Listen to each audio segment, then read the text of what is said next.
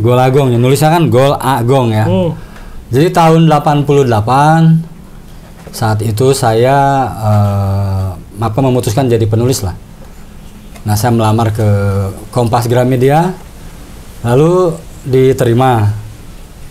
Tapi nama asli saya Heri Hendrayana Haris, tidak marketable. Jadi disarankan. Ini ditulis 81. Saya tulis. Dibukukan 80. Diterbitkan pertama kali 88.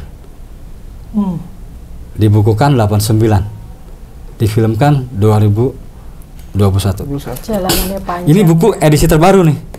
Kamu olahraga, terus saya bilang, Pak, pengen jadi juara dunia.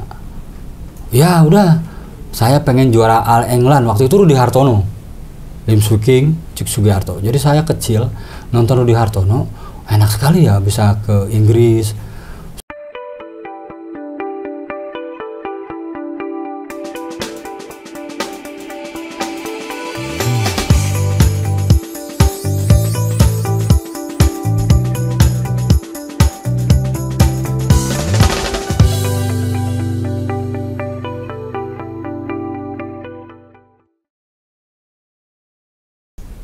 Kopi Tubruk. Selalu setiap aku ke Surabaya, bertamu ke rumahmu di Gang Paneleh.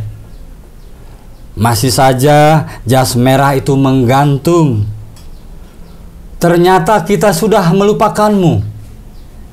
Di warung kopi di ujung gang rumahmu, ketika ku seduh kopi pahit rakyatmu dalam pengembaraanku kali ini, di hari kelahiranmu pagi tadi, ingin kutanyakan kepadamu, pernahkah merasakan cappuccino?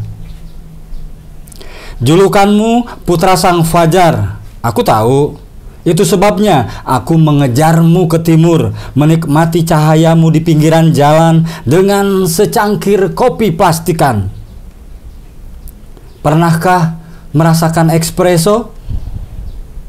Aku tahu kopi tubruk kegemaranmu dimasak mendidih sepanci air mata rakyatmu. Dituang ke cangkir seng pisang rebus, bermaksud menjadi simbol kebangkitan. Cappuccino, espresso menggantikannya. Surabaya, 1 Juni 2012. Happy birthday, Bung. Halo Sobat Baca, kembali lagi bersama saya Jajang Yanwar Habib. Kita kali ini bersama Bapak Gol Agong. Bapak, Mas aja lah. Mas aja ya. Oke. Nah, di sebelah sini seperti biasa penggiat sastra kita, Nisa Rengganis. Halo. Pak Gol Agong. Ya. Mas Gol Agong. Mas Gol Agong. Mas Gong. Saya penasaran pertama kali nama pena Gol Agong itu apa sih artinya? Iya. Sebelum Jadi, kita bahas karya-karyanya Mas Gol Agong ya. Gol Agong, nulisnya kan Gol Agong ya. Jadi tahun 88 saat itu saya memutuskan jadi penulis lah. Nah, saya melamar ke Kompas Gramedia, lalu diterima. Tapi nama asli saya Heri Hendrayana Haris, tidak marketable. Jadi disarankan oleh Mas Arswendo Atmawiloto dan Mbak Retno, coba cari nama pena. Karena waktu itu majalah Hai sedang bertransformasi ke majalah remaja pria. Pulang, disambut, lalu malam-malam di meja makan malam, ngobrol. Saya ceritakan, Bapak senang. Wah, Gol. Karena target saya masuk kan.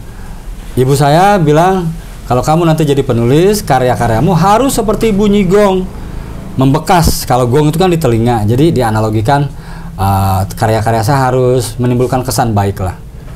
Kemudian kata emak, nasihati, saya manggilnya emak ya, kalau kamu sukses jadi penulis, ingat, nggak boleh sombong, semua berasal dari Allah Subhanahu Wa Ta'ala. Jadi Gol Agong ini, kesuksesan itu semua berasal dari Allah Subhanahu Wa Ta'ala. Gol, luar biasa. Gitu. Religius sekali.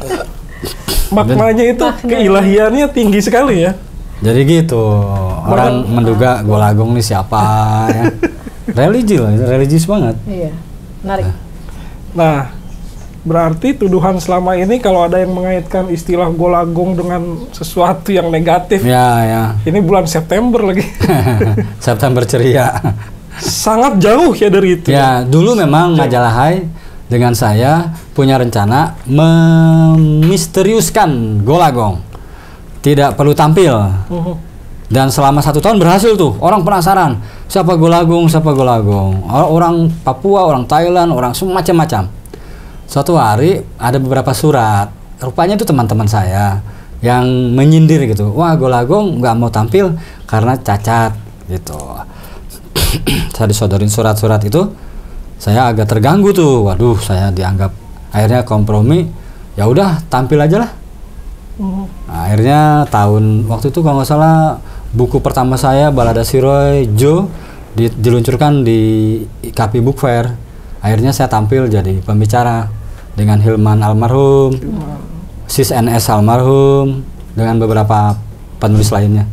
Akhirnya tampillah saya sebagai golagong. Ya. Jadi beliau ini saat ini juga menjadi duta baca Indonesia. Ya, menggantikan Najwa Shihab. Menggantikan Najwa Shihab. Najwa Shihabnya udah sibuk dengan narasi ya? Iya. Periode dia emang udah berakhir. Udah berakhir ya? Berakhir. Ini Mas Golagong yang periode pertama ya? Iya. Saya duta baca keempat, masuk kedua. Oh, masuk periode kedua? Tahun kedua kali ya. Oh, tahun kedua. Tahun kedua. 5 tahun ya? 5 tahun. Mudah-mudahan panjang umur, mudah-mudahan sehat, mudah-mudahan negara masih mempercayai saya. Amin, amin. Nanti kita juga akan lihat ya bagaimana rumah dunia yang dibangun oleh Mas Golagong ini. Ya. Supaya teman-teman juga melihat bahwa di ujung barat Pulau Jawa ada taman bacaan yang luar biasa dan tempatnya di kampung ya? Iya, di kampung. Ada berarti sini enak. Posisinya saya simpan di antara Untirta dan UIN. Nah, di Apit 2 kampus Ya, sengaja itu supaya menjadi pembelajaran alternatif karena pada waktu itu tradisi menulis sastra ya, jurnalistik dan film belum tumbuh di kampus. Belum masuk ke mereka. Jadi saya simpan di tengah. Lalu mereka datang ke sini. Ada kampus ketiga yang disebut Merdeka Belajar sekarang. Oh, jadi sudah digunakan untuk Merdeka Belajar juga ya? Jadi bapak saya bilang, kalau kamu mau bikin sekolah informal harus belajar ke 3 orang. Siapa Pak? Kalau Nabi nggak usah disebut lah ya, Nabi Muhammad. 1 Ki Hajar Dewantoro.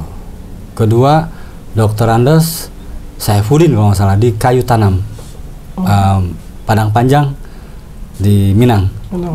Ketiga Tagore, Rabindranath Tagore. Dengan Santi Niketan. Kalau tadi Kayu Tanam itu Saifuddin, Taman Siswa. Itu Merdeka Belajar tuh.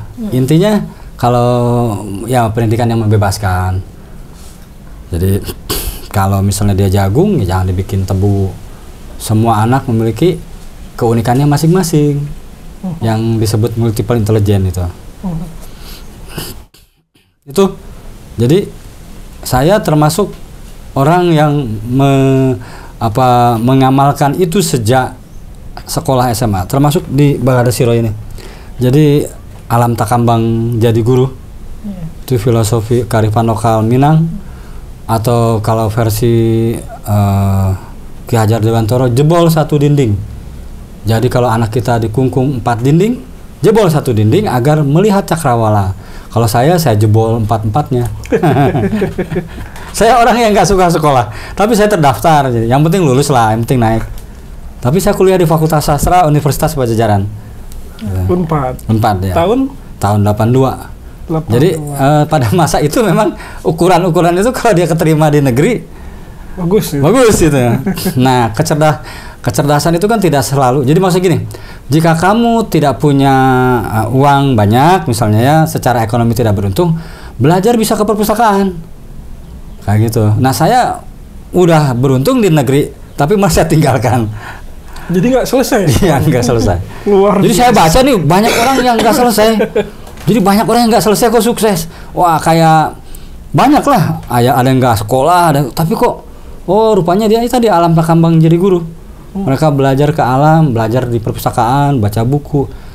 kalau dalam versi Islam itu kan ikro ya, kauniyah tadi, belajar konteks kontekstual.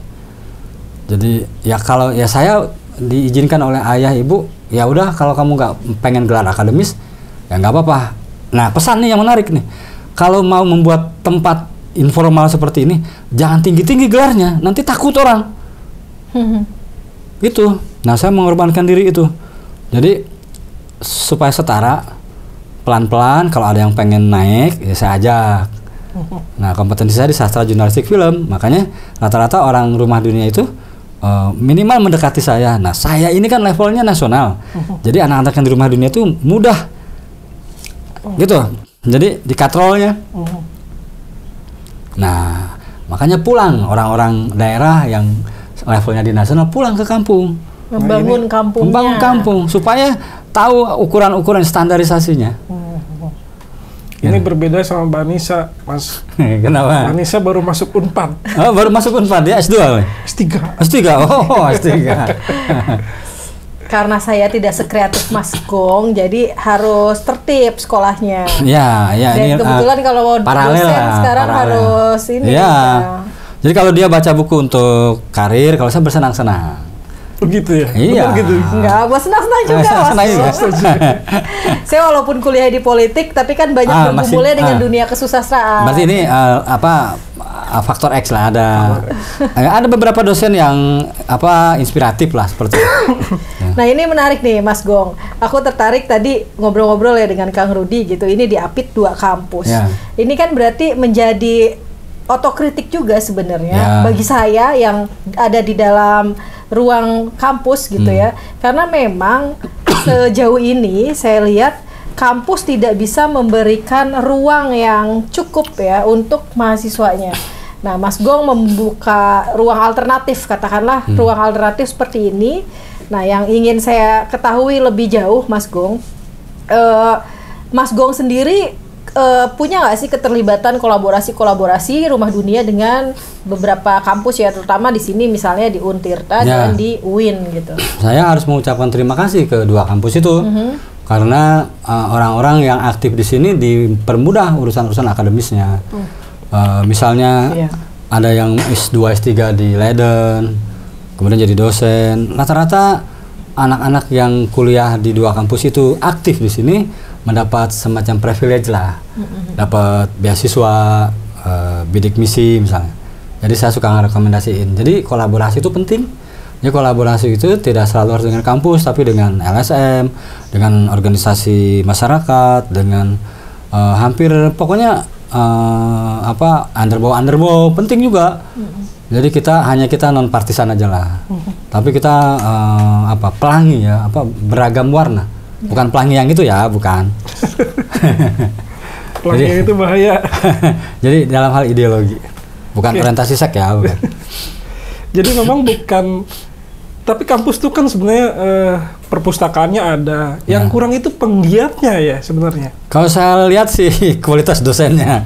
Begitu ya. Kualitas dosen di Banten ini memang mereka fokus ke situ ya, ke persoalan-persoalan mengajar gitu ya. Belum mereka tidak membaca buku di luar itu gitu. Kalaupun ada ya tidak punya waktu. Tapi Firman Venayaksa, penerus saya yang kedua, saya kan presiden yang pertama, diteruskan oleh Firman. Nah dia mungkin dosen mirip nih kayak Rengganis nih.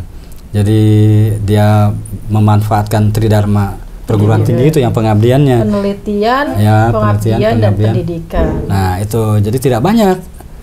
Nah dosen-dosen seperti itu dulu ada Wan Anwar juga almarhum gabung di sini. Nah penting ada dosen seperti itu. Nah jadi saya Mas Karim ini, Mas Menteri ini, saya belum begitu paham tapi setuju dengan mereka belajarnya. Cuma saya nggak tahu mekanismenya. Penting tuh sekarang nggak usah lah tiap hari ke kampus ngapain. Kalau saya dulu pernah mau bikin namanya SMA Generasi Baru. Pak Anies Baswedan masih jadi menteri, setuju tuh. Jadi saya akan milih 25 orang terbaik di Indonesia. Mereka tinggal di rumah, jadi ngekosnya di rumah-rumah penduduk. 1 orang mengambil 1 anak. Mereka bisa memilih sastra, memilih jurnalistik, memilih film. Karyanya, kalau film dia film, kalau sastra, dia novel atau puisi, jurnalistik, karya jurnalistiknya. Nah, dosen-dosen tamunya jadi namanya SMA Generasi Baru. Nah, nanti kalau misalnya ada diskusi di Jakarta, akan kami kirim tuh 3 orang, kamu bikin heboh di sana. Nanti dia akan bikin heboh. Saya dari Generasi Baru SMA di Serang, Banten. Bikin heboh aja. Nah, kita bekali dengan ilmu-ilmu macam-macam lah. Nah, ini Mas Gong, sebenarnya kerja-kerja literasi yang dilakukan oleh komunitas, misalnya di sini ya, Rumah Dunia, Mas Gong juga punya legacy sebagai Duta Baca Indonesia, itu tidak lagi hanya campaign dalam membaca sebenarnya, tapi moral. ya campaign moral, campaign bagaimana setelah membaca itu harus menulis yang seperti apa, dan juga pengetahuan sederhana bagaimana sih sebenarnya kita mengenal tokoh-tokoh sastra yang kita punya. Karena ini juga sebenarnya ini jadi salah satu pemantik kami di Safari Sastra gitu, karena kami lihat generasi muda mulai banyak yang tidak tahu karya-karya para sastrawan senior gitu. Nah, artinya gerakan-gerakan itu yang sebenarnya harusnya tuh kita campaign juga. Nah, ini tidak lagi bicara soal gerakan literasi itu hanya kampanye, ayo baca buku, kemudian memberikan hibah-hibah buku, karena saya kira ini generasi yang udah lebih jauh ya, Kang ya, itu sudah dilakukan lah di sebelum-sebelumnya lah, hibah buku, kemudian safari literasi. Tapi bagaimana pemahaman mereka, tahu nggak sih buku-buku yang mereka dapat gitu, yang mereka baca itu adalah penulis era generasi berapa, kemudian dia terkenal dengan karya yang mana gitu kan. Nah, itu yang sekarang tuh karena arus informasi kan begitu derasnya, akhirnya kalau saya lihat gitu agak prihatin ketika mereka belum pernah membaca karya novel Olengkanya Budi Dharma misalnya. Kemudian misalnya sudah tidak tahu puisi-puisi karya Pak Taufik Ismail ya. Nah, itu yang hampir tergerus, Kang. Jadi saya sendiri safari literasi itu pertama setiap datang ke sebuah kota harus mendatangi penulis lamanya yang sudah tua misalnya yang ada di tempat itu. Itu syukur-syukur ada museumnya. Lalu seperti kemarin ke Padang, karena waktunya sedikit, saya baru bertemu dengan beberapa penulis muda misalnya. Penulis yang sudah seniornya saat itu saya coba kontak sedang tidak berada di tempat. Nah, penting saya punya akun YouTube Golagong TV. Saya punya kategori penulis dan buku. Saya menginformasikan buku-buku lama, pujangga baru misalnya, agar follower saya, subscriber saya tahu sejarah sastra itu. Jadi sejarah sastra itu yang penting tuh. Iya, dokumentasi sastra ya Kang ya. Kita sudah tidak punya orang seperti H.B. Yasin, dokumentator sastra yang cukup unik gitu. Yang tidak picik ya. Itu kan untuk menjadi dokumentator sastra itu harus punya jiwa yang objektif. Dia urusannya sudah selesai dengan dirinya, tidak merasa, kan kalau sekarang mah baru misalnya contoh ini saya harus fair. Contoh ketika ada orang dengan gerakan baru, misal puisi esai misalnya ya. Banyak orang bermasalah dengan puisi esai. Itu nggak beda dengan Salihara dengan puisi-puisi yang sering disebut puisi selangkangan misalnya. Nggak beda dengan novel-novel Islami dengan Forum Lingkar Pena misalnya. Itu nggak beda, sama puisi esai, fiksi Islami, fiksi apa disebutnya? Selangkangan ya kalau disebut si Ayu Utami CS itu kan? Sastrawangi ya, sastra kelamin ya. Banyak lah jenisnya. Sastrawangi. Saya bilang ke orang-orang nggak usah diskriminatif, semuanya terima aja menjadi semacam taman sastra. Ensiklopedi sastra. Iya, ensiklopedi sastra. Jadi kalau kita datang ke sebuah taman, ada pohon sastra, ranting-rantingnya itu. Nah, kalau kita misalnya tidak suka dengan karya itu, tesis, antitesanya. Jadi ya itu harus kita lawan dengan karya lagi. Iya. Nah, itu sih yang saya lihat di Indonesia ini, banyak orang belum selesai dengan dirinya. Padahal yang perlu kita lakukan adalah menulis, biarkan pasar yang menilai. Nah, semakin banyak yang menilai, pasar malah kitanya ikut menilai. Wah, itu ya, pasar tuh salah satu ukuran yang paling jelas sebenarnya, yang sangat fair. Udah.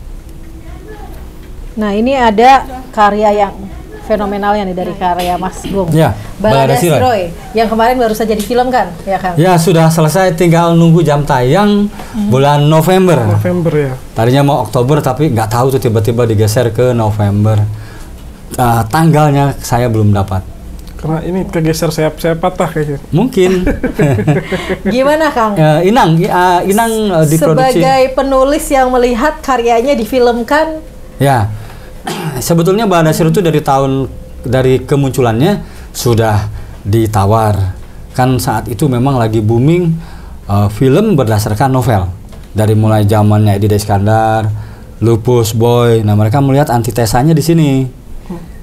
Nah, saya waktu itu belum tertarik.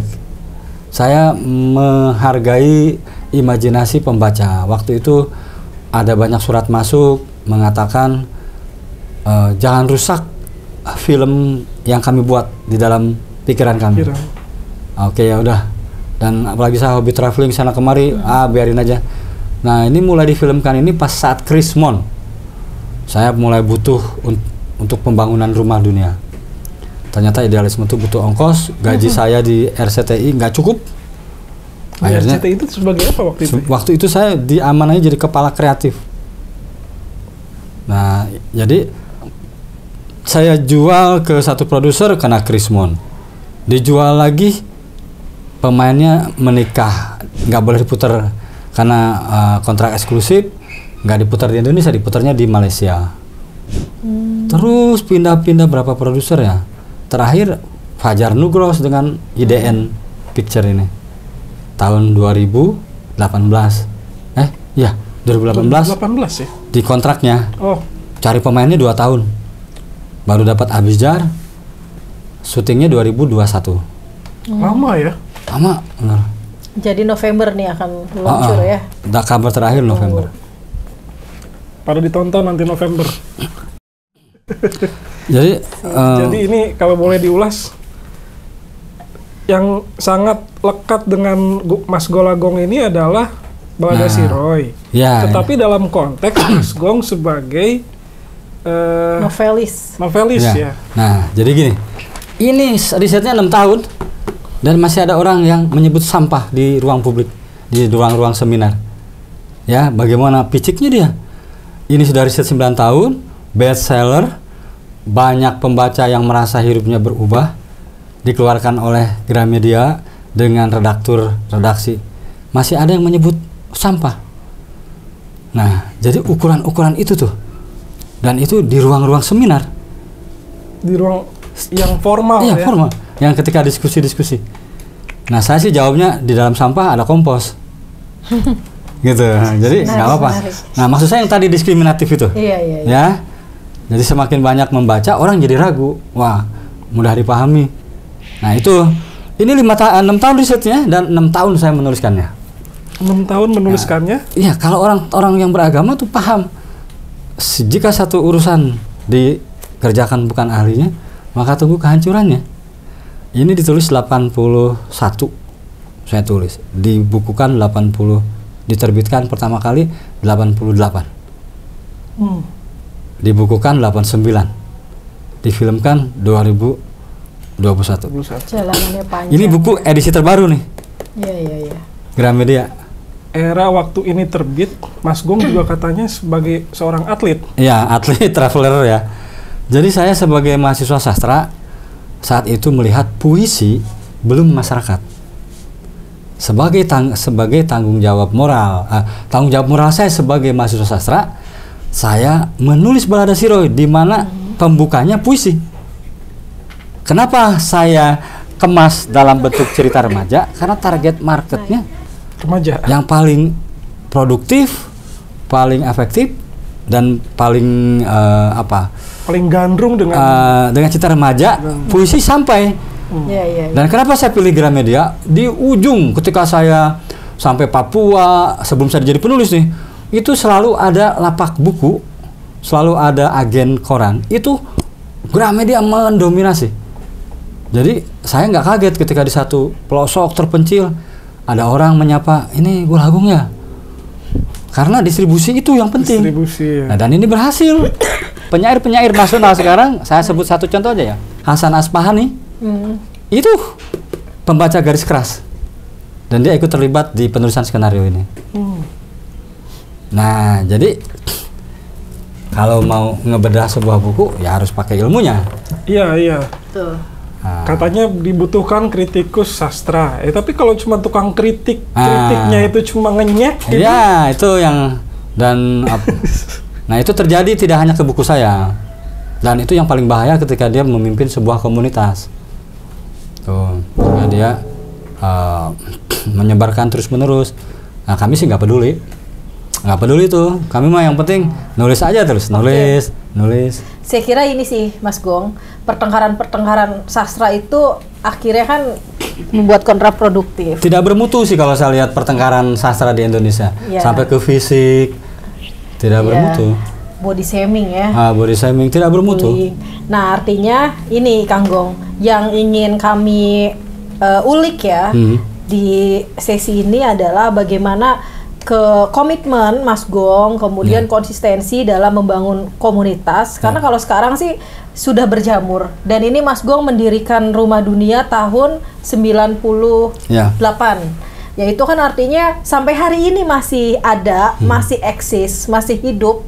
Itu tandanya sebegitu kuatnya Mas Gong mengelola Rumah Dunia, dan konsistensi itu ya udah tidak bisa kita pertanyakan lagi. Nah, ini yang barangkali bisa ditiru ya, khususnya teman-teman yang di daerah, Kang, yang juga sedang mengelola komunitas sastra, menggerakkan gerakan literasi. Dan kalau hari ini tuh yang lagi ramenya tuh bagaimana mereka mengelaborasi komunitas dengan kedai kopi. Ya, bagus. Dan banyak kafe-kafe, kedai-kedai kopi yang kemudian itu dijadikan base camp ya, Kang ya. Jadi kalau hari ini tuh vibe-nya tuh bergeser ya, barangkali sekarang orang mengawinkan buku dan kopi gitu. Nah, Mas Gong kan udah keliling nih ke daerah-daerah, mungkin bisa memberikan semangat ke teman-teman generasi muda di berbagai daerah yang sedang melakukan kerja-kerja kebudayaan, khususnya di menggiatkan komunitas literasi itu, Kang. Hati-hati kalau misalnya di sebuah kota ada orang mengajak yuk bikin komunitas literasi atau taman bacaan. Lalu mereka bilang, bukunya ya kita minta, jangan diikuti. Banyak sekarang orang bikin taman bacaan masyarakat, mengawalinya dengan meminta buku kepada orang lain. Jangan ikuti. Itu tidak benar. Tidak organik ya. Tidak organik. Nah, akhirnya jadi kayak TBM-TBM-an dan mendadak jadi TWM. Pseudo literasi. Dan hati-hati juga ketika ada yang menggabungkan tadi kopi dan taman bacaan, misalnya kafe, ya tadi yang dikedepankan kopinya, bukunya nggak ada. Nah, itu juga. Jadi hati-hati. Udah aja jualan kopi. Jualan kopi aja. Jadi kayak kesannya itu mengatasnamakan buku gitu. Ya. Jadi nggak dilarang. Ya udah, berarti kamu jualan kopi sambil nunggu kopi diracik, baca buku.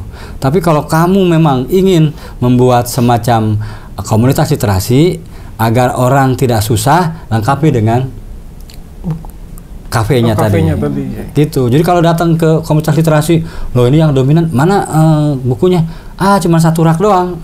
Ya udah, ini kafe kopi, lalu dilengkapi dengan taman bacaan. Buku ala kadarnya. Ala kadar. Jadi saya memulai ini tahun 98 tadi. Enggak, kelas 1 SMP.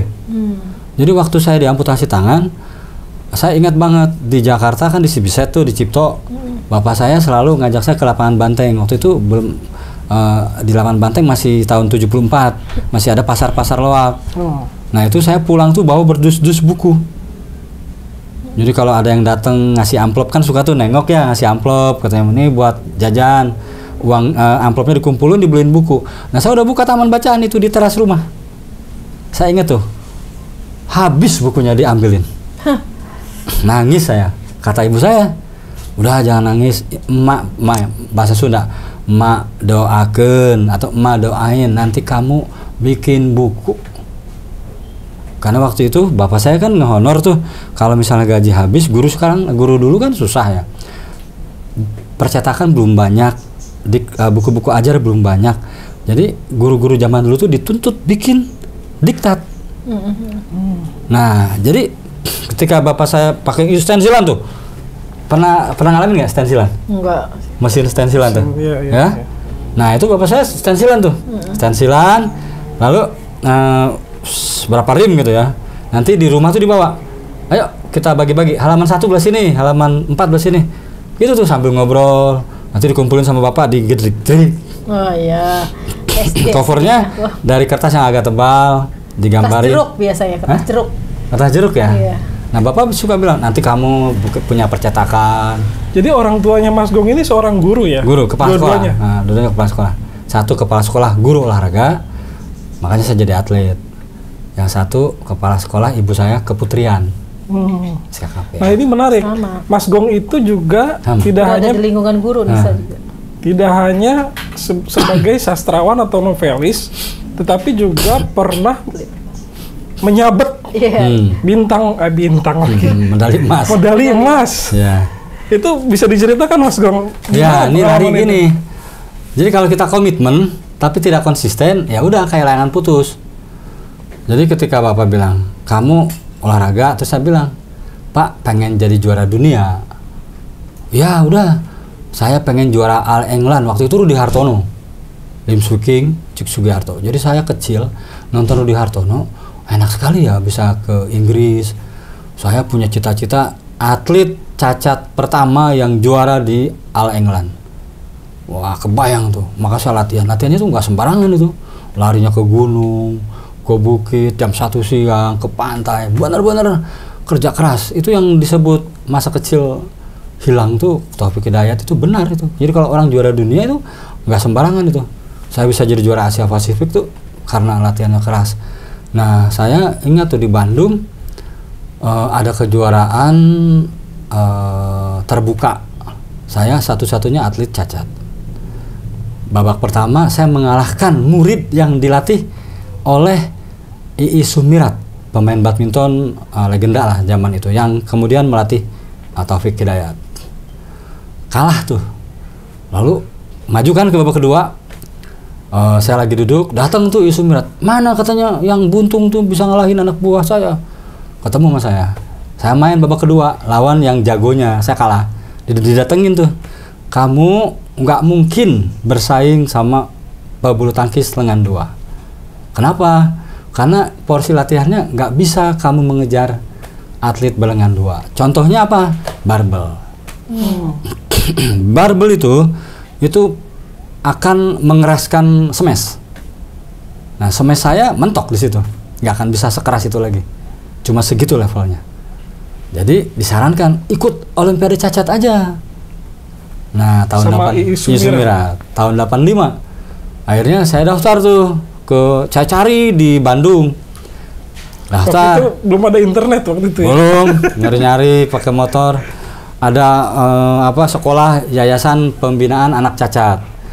Situ saya kan seumur-umur nggak pernah gaul sama mereka. Malu saya diem ya.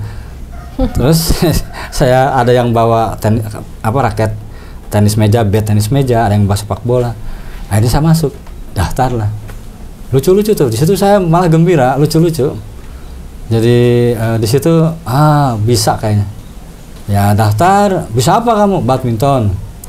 Nah pertama kali tuh Jawa Barat semua emas badminton disabet sama saya. Jadi pertama kali itu Jawa Barat biasanya didominasi sama Jogja sama Jawa Timur. Nah tiba-tiba saya datang, singlenya saya, doublenya saya, bergunya Jawa Barat juga, 3 emas. Lalu dikirim ke internasional, nyabet juga. Gitu. Jadi konsistensi. Ketika saya komitmen, saya pengen jadi juara All England. Nah itu komitmen. Ya, saya pengen bikin gelanggang remaja seperti Ali Sadikin. Komitmen tuh. Tapi konsistensinya ada nggak? Konsistensi itu apa? Untuk menuju ke sana, saya lakukan. Untuk bikin gedung seperti Ali Sadikin, berarti harus butuh duit. Nah, kalau saya pengen jadi penulis, ya udah konsisten tuh tiap hari nulis, riset, baca buku. Jadi gampang pengen sukses tuh gampang. Pengen jadi apa? Kamu direktur. Udah, komitmen, konsisten. Udah jadi direktur. Nggak perlu orang kaya. Sekarang pemerintah udah ngasih taman bacaan, buku ada di mana-mana, tinggal datang ke perpustakaan. Konsisten aja. Iya, iya. Seru banget ya. Bagaimana kalau saya lihat gitu, bagaimana lingkungan keluarga Mas Gong menjadi penentu di awal untuk tumbuhnya ya. Itu literasi keluarga, makanya literasi keluarga sebagai duta baca itu. Literasi keluarga benar kan? Madrasatul Ula. Ibu kan jadi yang saya bawa kemana-mana sekarang literasi keluarga itu sumber penyakitnya di situ. Ibu bapaknya sok sibuk, selalu beralasan soal ekonomi, lalu diserahkan ke pembantu. Jadi tanggung jawab anak tuh nggak minta dilahirkan, kita yang menjolimi diri kita, hasilnya anak. Kita yang bersenang-senang. Kita yang bersenang-senang, udah punya anak gak bertanggung jawab. Oke lah, gimana Pak Jajang? Ya banyak hal yang menarik tadi. Terus tadi Mbak Nisa tiba-tiba langsung kepikiran, itu cerita waktu jatuh, kenapa nggak dibikin novel? Nah itu sesensitif itu kayaknya kalau sastrawan itu langsung kepikiran tuh gimana? Itu yang di Pasukan Matahari itu, Pasukan Matahari nyeritain tentang anak-anak difabel, tapi tidak menyebut itu saya. Jadi saya ingat sekali waktu saya, jadi di CBZ itu ada satu sumur tua, sumur tua. Saya kasih contoh misalnya, suatu sore, yuk kita ke sumur tua. Sumur tua tuh, ini sumur melingkar kita. Saya yang mau pulang siapa sekarang? Misalnya yang kakinya buntung, dia akan berdoa, ya wahai kakiku gitu, saya sekarang akan pulang. Usia 10 tahunan itu, saya akan pulang ya, mudah-mudahan kita bisa bertemu lagi, gitu, pelukan nangis. Jadi jadi dokter itu memunculkan mitos bahwa semua tulang-tulang organ tubuh kita tuh dilemparnya ke sumur itu. Nah, itu menarik gitu. Dan sumur itu menjadi satu harapan baru. Iya. Mereka berkeluh kesah, berdoa Jadi misalnya saya malam-malam kemana di situ? Ke sumur tua, nangis di pinggir sumur itu. Saya aja inget tuh waktu saya bangun operasi, saya mendapati tangan saya sudah buntung. Saya bilang ke mama, ini tumbuh lagi nggak? Kayak gigi, rambut kan tumbuh lagi. Kata emak, tumbuh lagi. Saya nggak habis berpikir kalau emak jawab, kamu nih goblok, kamu nih mana ada tangan tumbuh lagi ya? Kalau ibunya tidak dibekali pendidikan. Betul. Ya, nah tidak saya beruntung dapat ibu saya bilang panjang lagi. Jadi setelah dewasa nih, waktu SMA saya juara badminton kan, kata ibu saya, panjang lagi kan tangan kamu. Saya masih mikir, oh tangan kamu ada di penonton, ada di teman-temanmu. Nah terus sampai sekarang juga panjang lagi kan tanganmu, ada di istrimu, ada di anak-anakmu. Jadi intinya tuh maknanya adalah kita tidak bisa hidup sendiri. Gitu. Kita tidak bisa hidup sendiri. Kita harus kolaborasi, gotong royong. Barangkali kata emak itu kali ya kenapa Allah ngasih kamu tangan satu, karena independensi saya tuh tinggi banget. Jadi saya dikasih tangan satu, barangkali kata emak supaya kamu minta tolong sama orang lain. Tuh. Berbagi peran ya. Berbagi peran. Biar ada kolaborasi. Oke. Pak Mbak Nisa baca puisinya Mas Gong dong. Siap. Nah, oke. Saya senang sekali. Rumah Dunia tuh udah udah terdengar saya di Cirebon, Kang Jajang, dari zaman saya SMP, dan jadi satu mitos gitu. Wah, Rumah Dunia membayangkan bagaimana asiknya membaca buku di pojokan, kemudian program-programnya ya. Jadi senang sekali berkesempatan ke sini, Mas Gong, dan ini jadi satu inspirasi baru ya, terutama untuk saya bawa pulang nanti ke Cirebon. Dan alhamdulillah Kang, beberapa daerah sekarang juga sudah mulai tumbuh ya kegiatan-kegiatan literasi, komunitas-komunitas sastra, dan ini juga tentu saja Rumah Dunia saya kira jadi satu parameter untuk menjadi contoh ya. Dan semoga kalau saya di Cirebon ada Rumah Rengganis. Nanti itu sudah ke situ bisa, ya? Sudah. Mas Gong sudah main ke sana, ngopi, baca buku dan diskusi. Ya, satu itu kopinya apa bukunya yang banyak kalau menurut Mas Gong? Bukunya banyak. Bukunya banyak. Monggo silakan. Kota yang ditinggalkan penghuninya. Selamat tinggal kotaku. Aku tak akan kembali. Kenangan indah padamu sudah kukunci di bagasi. Album foto cinta di dalam dus kutandai pita hitam. Kini terbentang kota baru di peta perjalanan. Selamat tinggal kotaku. Aku tak akan kembali. Hidup harus saling memberi kesempatan. Lihat wajah pucat tubuh kurus berjejer di kotamu, mencari harapan baru, penuh api kepadamu. Seiring waktu kau daun kering menjauh dari tanah batu nisanmu tak bernama. Pusaramu berumput liar. Rumah Dunia 19 Maret 2013. Luar biasa. Semoga teman-teman yang meninggalkan kotanya cepat kembali membangun kampung halaman seperti Mas Golagong di Serang. Ya, tentang Rumah Dunia ya.